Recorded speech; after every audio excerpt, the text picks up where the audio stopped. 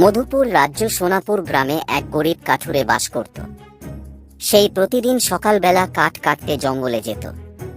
কাঠ বিক্রি করে যে টাকা হতো তাই দিয়ে তার সংসার চালাতো। প্রতিদিন এর মতো কাঠুরি সকালবেলা কাঠ কাটতে জঙ্গলের উদ্দেশ্য রওনা হলো।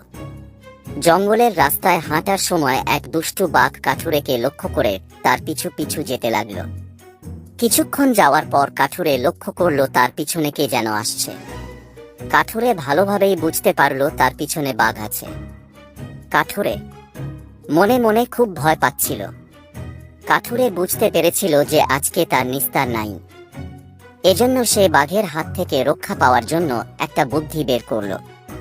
সে জোরে জোরে চিৎকার করে বাঘকে শুনিয়ে শুনিয়ে বলতে লাগলো, তোরা কে কোথায় আছিস? এখানে আয়, এখানে একটা হরিণ পাওয়া গেছে।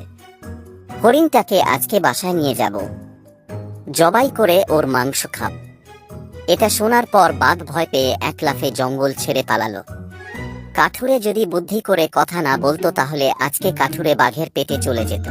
চলতে হবে এবং বুদ্ধি করে সেখান থেকে বেরোতে হবে।